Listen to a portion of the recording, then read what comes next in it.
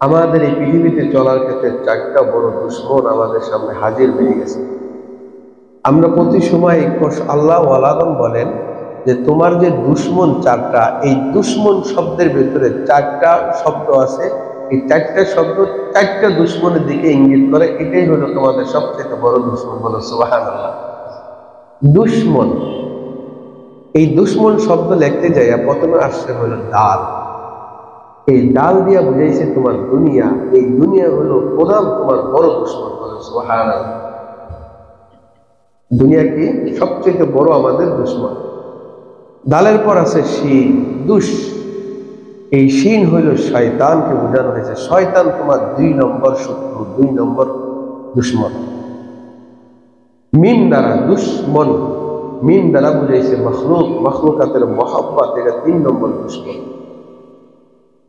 আর নুন দ্বারা বুঝাইছে তোমার দিলের ভিতরে, আত্মার ভিতরে নফস। এই নফস হলো তোমার চতুর্থ প্রকারের দুশ্মন। এই 4 দুশ্মন থেকে যদি তুমি বাঁচিয়া থাকতে পারো, ইনশাআল্লাহ আপদের ফাঁস, তুমি দুনিয়া এবং আখিরাতে সফল কাম হয়ে যাও। বলো সুবহানাল্লাহ। मेरे मुहतरम भाइयों, दार फानी की सजावट पर न जा, नेकियों से अपना असली घर सजा। বড় আহলুল্লাহরা বলেন, মানব জীবনের এই দুনিয়ার এই জায়গার ভিতরে মানব জীবনের 4টা বড় দুশ্মন আছে, 4টা বড় শত্রু আছে, 4টা বড় শয়তান আছে। এই দুশ্মন শব্দ দিয়া প্রথম বুঝাইলেন আল্লাহ ওয়ান। ডাল দিয়া দুনিয়া থেকে তোমায় বুঝাইছে। দুনিয়া তোমার দুশ্মন। কেমনে বলবা দুনিয়া দুশ্মন? যেই দুনিয়া তোমাকে মাওলার কাছে যাইতে দেয় না, যেই দুনিয়া তোমাকে নামাজের কাছে যাইতে দেয় না, যেই দুনিয়া তোমাকে জিকিরের কাছে যাইতে দেয় না, যে দুনিয়া তোমাকে আহলুল্লাহদের সোহবাতে যাইতে দেয় না, যেই দুনিয়া তোমাকে ভালো কাজ করতে দেয় না, এটার নাম হইল দুনিয়া। এখন এই দুনিয়া তোমার বিবি হতে পারে, বিবি তোমার ভালো কাজের সুযোগ করে দেয় না, বিবি তোমাকে ভালো কাজে বের হইতে দেয় না। এই তোমার বিবি হইল তোমার জন্য দুনিয়া। কথাটা ঠিক কিনা? তোমার মাওলার জন্য, মাওলা পাওয়ার রাস্তায় সুরুকের লাইনে যে তোমার প্রতিবন্ধকতা সৃষ্টি করবে, হতে পারে তোমার মা বাপ। ছেলে বড় দিনদার হতে চায়, ছেলে বড় নামাজি, ছেলে বড় রাজাদার, ছেলে বড় তাহাজ্জুদ গুজারি, কিন্তু বাপ মা এটা পছন্দ করে না। ছেলে বড় দাড়ি রাখতে চায়, বাপ মা পছন্দ করে না। তোমার এই ছেলের জন্য তোমার বাপ মা হইল দুনিয়া। এই চরম শত্রু, তোমার চরম দুশ্মন তোমার বাপ মা। কারণ বাপ মা তোমাকে আল্লাহ থেকে দূরে রাখতেছে। কথা বলেন ঠিক? এটা ভালো হইতে পারে। দুনিয়া শুধু এই রং তামাশা দুনিয়াকে বোঝায়। দুনিয়া দেখতে কেমন তাহলে শোনেন। শেখ সাদির একটা কথা মনে পড়ে গেল। শেখ সাদি বলে, দুনিয়াটা হইল বাসর রাতের সুন্দরী নববধূর মতো। কেমন জানো নি? তুমি যখন বাসর ঘরে যাবা, তোমার সুন্দরী বিবি তোমাকে দেখে মুচকে হাসি দিবে। পছন্দের মতো পাত্র আমি পাইছি, মনের মতো মানুষ আমি পাইছি। এই জন্য তুমি হাসিতে কইরা দুনিয়ার সব কিছু তখন ভুইলা যাও, তাকে মোহাব্বত করার জন্য কাছে চলে যাও। যতটুকু ভালোবাসার দরকার, মন থেকে তাকে ভালোবাসতে আরম্ভ করে দাও। তখন তোমার দুনিয়ার আর কোনো খোঁজ খবর থাকে না। এই যে তুমি তোমার বিবির হাসি পাইয়া তুমি দুনিয়ার সব কিছু ভুইলা গেলা। ঠিক দুনিয়াটা তোমার ওই তোমার নববধূর মতো। দুনিয়া তোমাকে দেখা মুস্কি মুস্কি হাসতেছে। আয় এই জায়গায় আয়, এই ব্যবসার ভেতরে আয়। এটার ভেতরে লাখো লাখো কোটি কোটি টাকা আছে।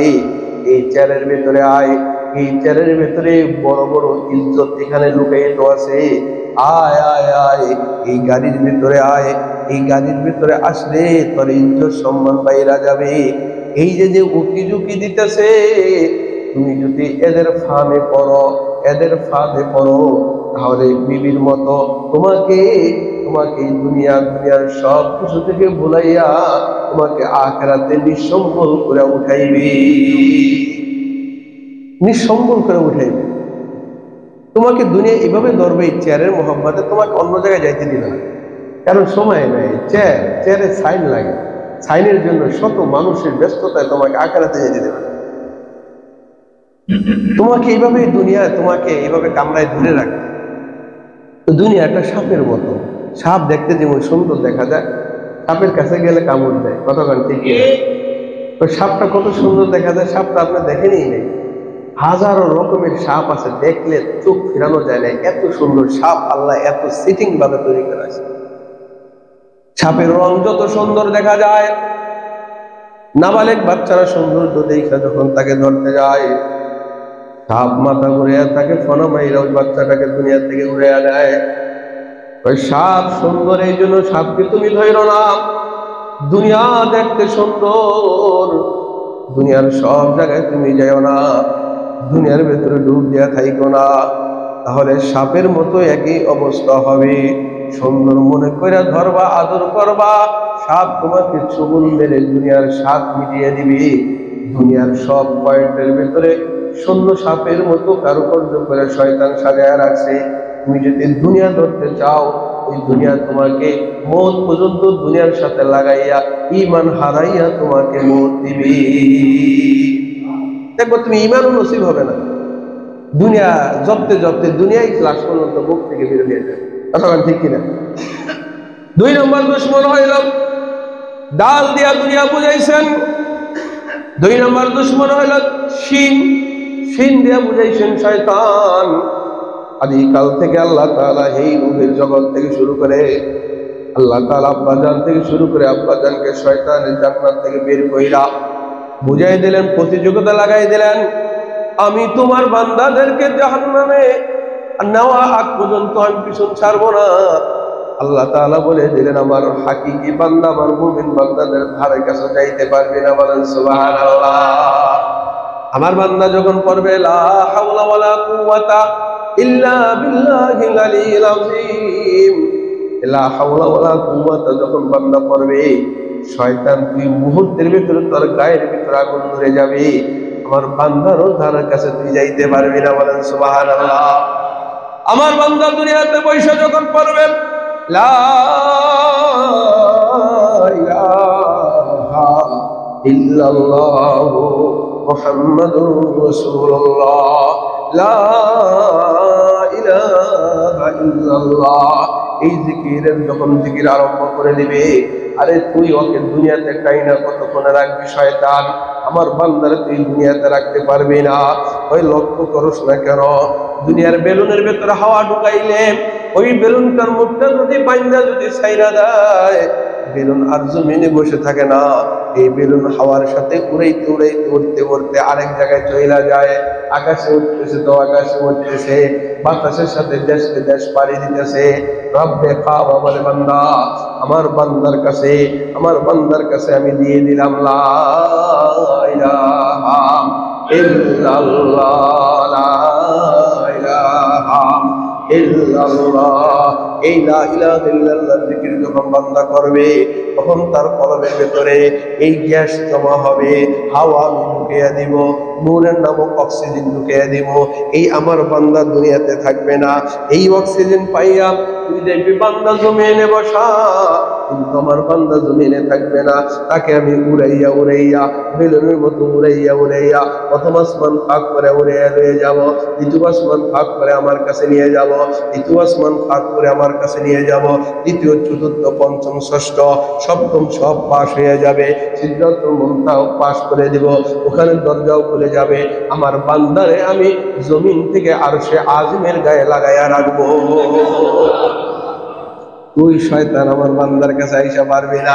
আমার বান্দা যদি বলে আল্লাহ, আমি 100 বার ডাক দেয়া বলে বান্দা তুই আমার বলাসকা, আরে শয়তান তুই আমার বান্দার পেছনে যতই লাগোস, আমার মুমিন বান্দা যখন জবান দেয়া পড়বে আল্লাহ, আমি সবের কুদরতি দরজা খুলে ফেলে দেই আমার বান্দারে আমার কুলে তুইলা লাওয়ার জন্য। বলেন সুবহানাল্লাহ। তাহলে আমাদের দুশ্মন হইল 4টা। 1 নম্বর দুশ্মন হইল দুনিয়া, 2 নম্বর দুশ্মন হইল শয়তান, এই দুশ্মন 3 নম্বর শয়তান হইল মাখলুক। মিম দিয়া বুঝাইছেন মাখলুক, এই মাখলুক হইল মানব জীবনের 3 নম্বর দুশ্মন। বলবেন হুজুর কেমনে মাখলুক আবার দুশ্মন হয় কেমনে? আমিনান নাসি মাইয়াত্তাখিযু মিন দুনিল্লাহ أندادا يحبونهم كحب الله والذين آمنوا أشد حبا لله। 3 নম্বর মানব জীবনের দুশ্মন হইল মাখলুক। কই তুমি কি দেখো না মানুষ মানুষের মহব্বতে পড়িয়া মানুষ মানুষকে এমন ভালোটা বাসে, যেমন ভালোবাসাটা দরকার ছিল আল্লাহ তাআলার সাথে, যেমন সম্পর্ক করার কথা ছিল আল্লাহ তাআলার সাথে, কিন্তু মানুষ আল্লাহর সাথে সম্পর্ক না করে মখলুকের সাথে সম্পর্ক করে।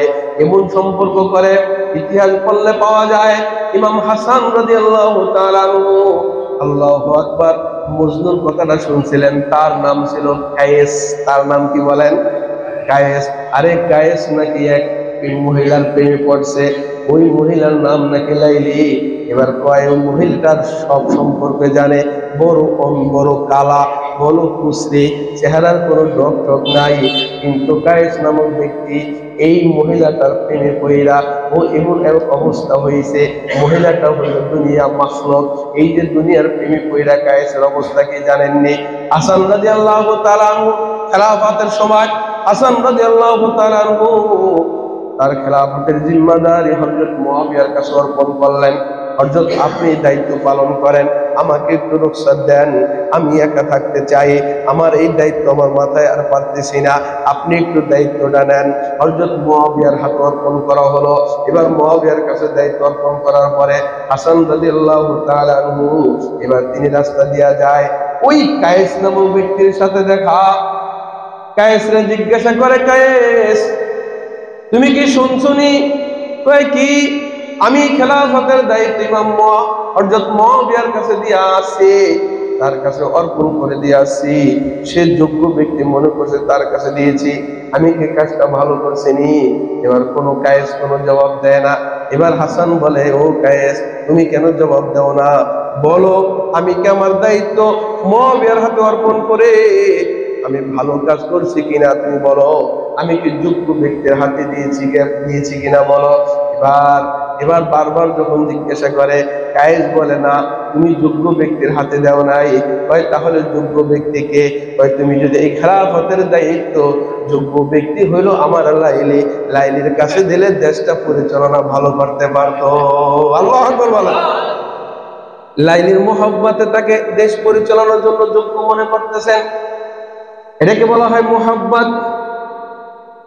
ওই স্রষ্টার সাথে বান্দার যে প্রেম হয়, এই প্রেমটা করেছিল বান্দা লাইলির সাথে, মাখলুকাতের সাথে। এই মাখলুকাতের সাথে প্রেম করে দুনিয়ার কিছু তিনি বোঝেন না, দুনিয়ার কিছু তিনি জানতে চান না, সব কিছুকে লাইলিকে প্রাধান্য দেয়। এই জন্য বান্দার তৃতীয় নম্বর দুশ্মন হইল মাখলুক। এই মাখলুকাতের মোহাব্বত দিল থেকে বের করলে এই মানুষটা 3 নম্বর শত্রু থেকে বেঁচে গেল। বলেন সুবহানাল্লাহ। লাইলি রে, মজনু রে, তখন এই কথাটা বলার সঙ্গে সঙ্গে হাসান বলছিল, আংতা মাজনুন, এই বেটা তুই তো পাগল, কোথায় সিরা তেনা কথা লাইলির নিয়ে এসে যুদ্ধ পরিচালনা করার জন্য খেলাফতের খেলা, আংতা মাজনুন, তুই তো পাগল। ওই যে কায়েস থেকে ওই যে হাসান বলছিলেন আংতা মাজনুন, যে তুই তো পাগল, তখন থেকে আসে যে ও মজনু। সুবহানাল্লাহ। পাগল থেকে মজনু, মজনু মানে পাগল, ওখান থেকে আসে যে মজনু। এখন আর কায়েস নামে কেউ ঠিকায়। আল্লাহু আকবার বলেন। এই জন্য বান্দার 3 নম্বর শত্রু হইল মাখলুক। এক একটা আলোচনা বড় দীর্ঘায়িত করা। মজনুরি হয়ে গেছে, আর আব্বাই হাতিমে কাবার কাছে দাঁড় করাইছে, এই আমার দিল থেকে যেন লাইলির মোহাম্মত বের করে দেয়, আমার জন্য আল্লাহ শান্তি দেয়। এবার ও মজনু দোয়া করে, আল্লাহ লাইলির মোহাম্মত বের করে দিও না, আমার লাইলির মোহাম্মত আরো বাড়াইয়া দাও। সুবহানাল্লাহ।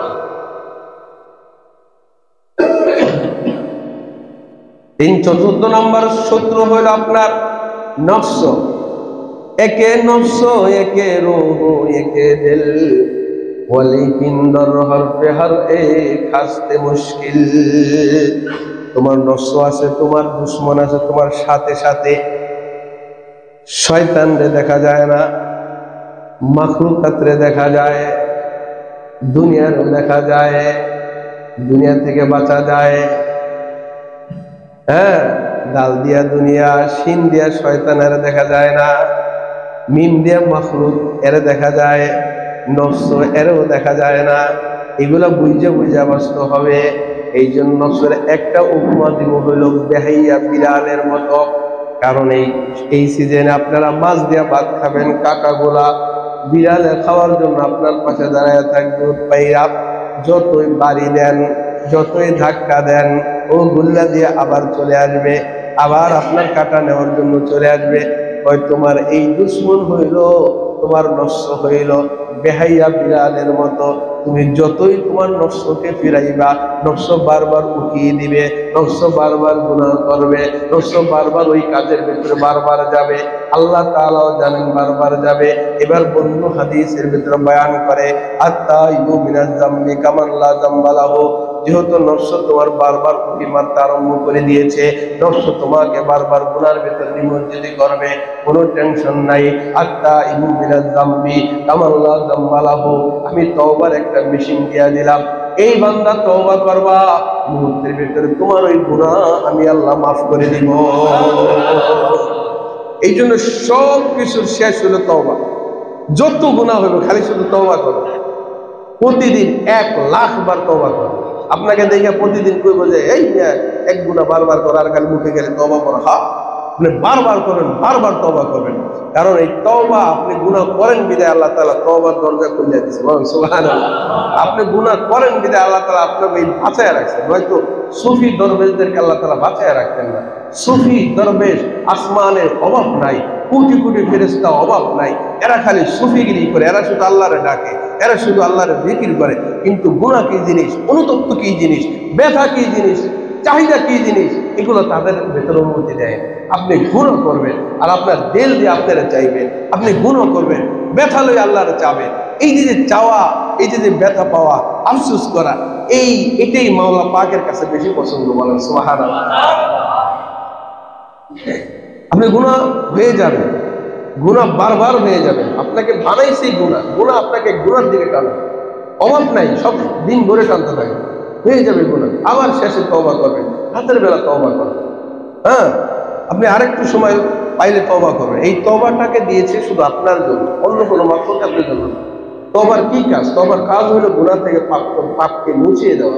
দিনের বেলা গুনাহ হবে রাতে চান, রাতের বেলা গুনাহ হবে সকালে চান, পারলে সাথে সাথে আল্লাহর কাছে মাফ চান। শুধু আত্তাইবু মিনাজ যামবি কামান লা যামবা লাহু এটা না, আত্তাইবু হাবিবুল্লাহ। তোমার গুনাহ যত বড় হবে, তোমার তওবা করার সঙ্গে সঙ্গে আমি তত বড় তোমাকে কুতুব হিসাবে কবুল করে নেব। সুবহানাল্লাহ। তোমাকে বন্ধু হিসেবে আমি কবুল করে নেব। যে বন্ধু হইতে গেলে শত শত বছর বছরকে বছর আপনাকে রাত জায়গায় জায়গায় ইবাদত করতে হবে। তো তোমার তওবাটা যত বড় হবে, গুনাহটা যত বড় হবে, দিলের চোটটা যত বড় হবে, তোমাকে আল্লাহ তাআলা তত তাড়াতাড়ি আকাশে উঠিয়ে নেয়। বলুন সুবহানাল্লাহ।